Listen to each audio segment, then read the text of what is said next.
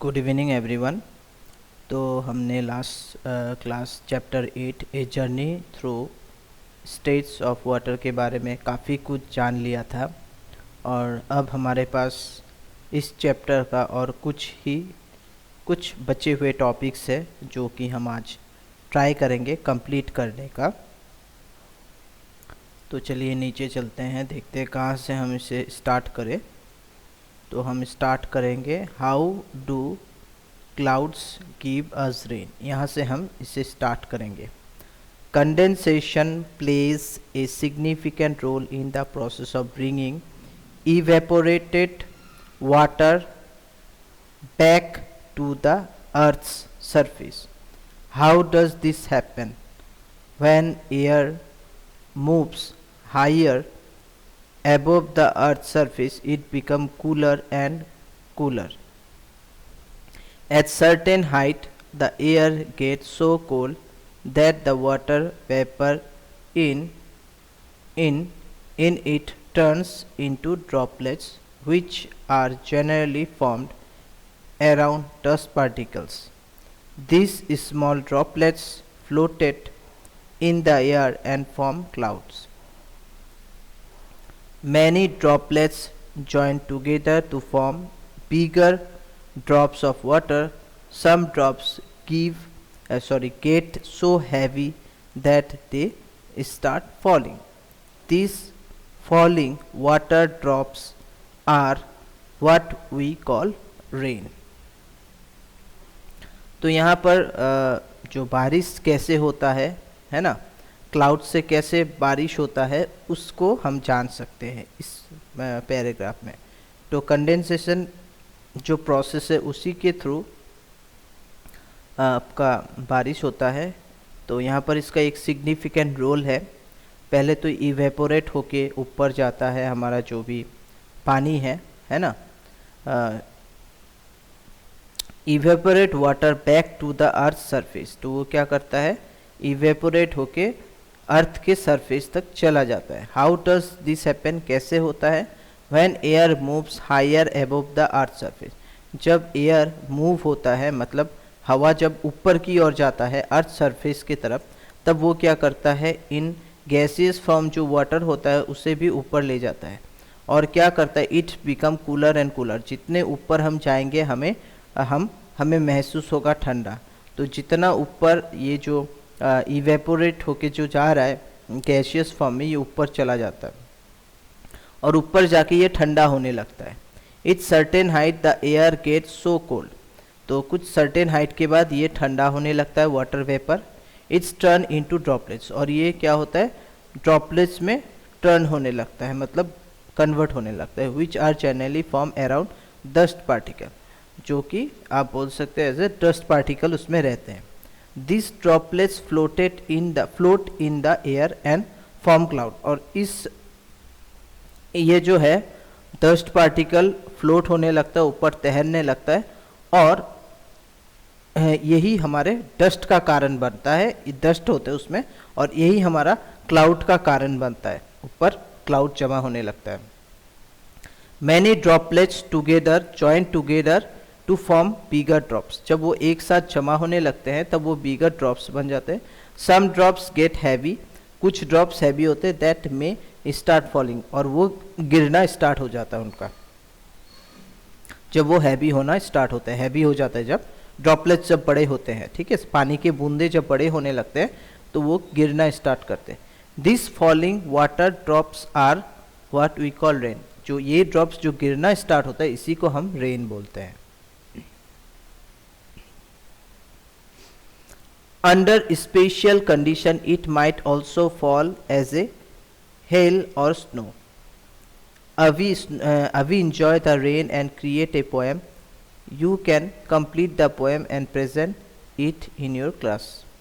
तो कभी कभी क्या करता है, कभी कभी स्पेशल कंडीशन में क्या होता है, अगर ज़्यादा ही ठंडा हो गया तो ये स्नोफॉल में भी कन्वर्ट हो जाता है जो रेन होता है, ठीक है। और अभी ने अपना एक पोएम लिखा है, इसको आप मतलब खुद कंप्लीट कर सकते हो यहाँ पर अपना कुछ सेंटेंस डालकर। Activity 8.10 Let us engage in a group activity. Take a empty discarded 1 liter plastic bottle. अगर आपके घर पे कोई पुराना जो यूज़ नहीं किया हुआ बोतल है उसको लीजिए, उसमें 1 कप पानी डालिए उसके अंदर. Pour about 1 cup of water into it. Close the lid tightly, और उसको अच्छे से बंद कीजिए बोतल को. नाउ क्विकली स्क्वीज़, और उसको क्विकली स्क्वीज़ कीजिए. ठीक है, उसको आप क्या बोलते हैं, उसको निचोड़िए.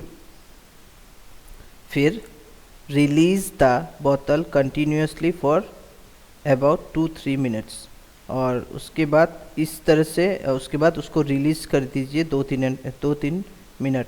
ठीक है, इसी उसके बाद observe the space above the water in the bottle, और ऑब्जर्व कीजिए कि बोतल में क्या हो रहा है, उसके जो स्पेस जो है बोतल के अंदर में जो पानी है उस एरिया में क्या हो रहा है. Repeat the same activity after adding a small burnt piece of paper into the water. Same process दोहराइए 2-3 बार, लेकिन उसको दोहराने के बाद आपको न्यूज़पेपर, जला हुआ न्यूज़पेपर उसमें डाल देना है और सेम प्रोसेस करना है. ठीक है, तो उसी तरह से आपको अच्छे से टाइट करके स्क्वीज़ करना है और बोतल को रिलीज़ कर देना है. ठीक है, continuously for about 2-3 minutes release करना है. इस एक्टिविटी को दोहराना है. उसके बाद आपको क्या करना है, न्यूज़पेपर, जला हुआ न्यूज़पेपर उसमें डाल देना है और आपको ऑब्जर्व करना है. उसके बाद आप जब थोड़ी देर के बाद उसको देखेंगे, in this case you will observe some hazy clouds above the water in the bottle. जो बॉटल है, बॉटल में एक हैज़ीनेस या क्लाउड जैसा उसमें फॉर्म हो रहा होगा. ठीक है, the burn newspaper provide very small invisible dust particle. जो जला हुआ न्यूज़पेपर, उसका इनविजिबल जो डस्ट पार्टिकल्स है वो आप वहाँ पर देखोगे. ठीक है, around which water vapour condense and form cloud. और ये जो वहाँ पर फॉर्म हो रहा है, ये जो हो रहा है उसको हम एज ए फॉर्म क्लाउड बोलेंगे. ठीक है, the burn newspaper provides very small invisible dust particle, जो वहाँ पर आपको मिलेगा जब आप बोतल के अंदर देखोगे, और वो एक क्लाउड फॉर्म होगा वहाँ पर. ठीक है, उसके अंदर, बोतल के अंदर. ठीक है, आपको देखने के लिए मिलेगा जब आप उसको अच्छे से ऑब्जर्व करोगे. Let us perform activity 8.11 to represent our understanding of how water change it state and it movements. तो यहाँ आप देख सकते हो activity 8.11, let us understand the process. Label figure 8.9 using arrow shown and the words given in the box to shown where water is stored, how water change its state and where it moves. Cloud, lake, ocean, river, groundwater, evaporation, condensation, rain and snow.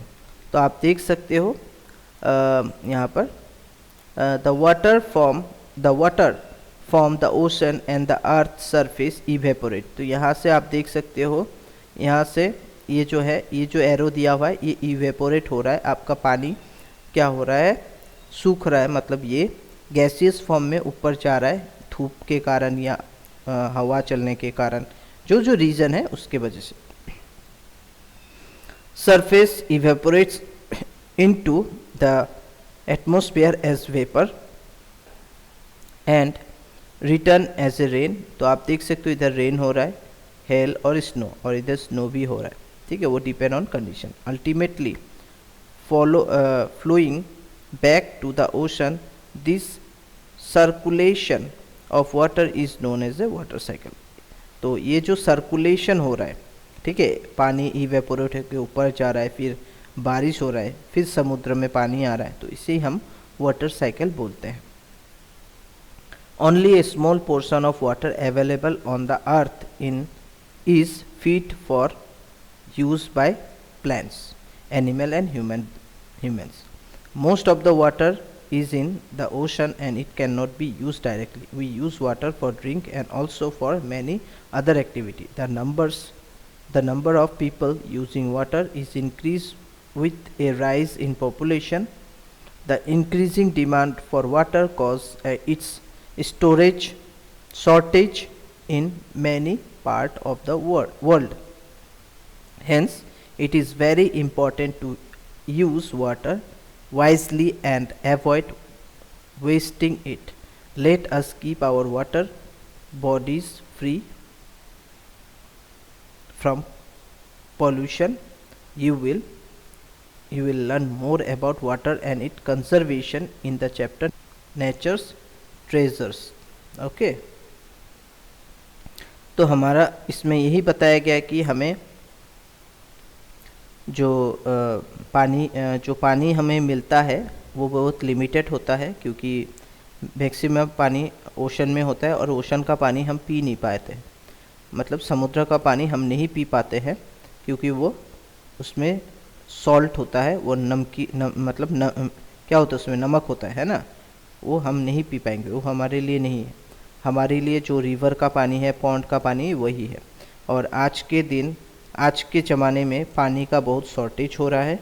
इस shortage के कारण, क्योंकि हमारा population बढ़ रहा है, ठीक है, तो हमें अपना पानी जो है उसको वेस्ट नहीं करना चाहिए और उसे प्रॉपर तरीके से कैसे हम उसे रख सके, कैसे संभाल के रख सके ताकि आने वाले जेनरेशन या हमें कोई असुविधा ना हो पानी को लेकर, ठीक है। तो इन सब चीज़ों के बारे में हम, मतलब पानी को कैसे कंजर्व करेंगे, इन सब के बारे में हम नेचर्स ट्रेजर्स जो चैप्टर है उसमें हमें मिलेगा। तो आशा करता हूँ यहाँ तक जो मैंने समझाया आप लोग को समझ में आया है। ये सब आपका जो वर्ड है, कीवर्ड है, इनको अच्छे से पढ़िए, ठीक है। सब के बारे में इस बुक में दिया हुआ है, बस आपको पढ़ना है। और समरी आप एक बार अगर रीड करेंगे तो आपको काफ़ी कुछ समझ में आ जाएगा। तो आशा करता हूँ मैंने जो समझाया आप लोग को समझ में आया होगा। प्लीज़ मेरे चैनल को लाइक कीजिए और इसे सब्सक्राइब कीजिए और शेयर भी कीजिए। Thank you.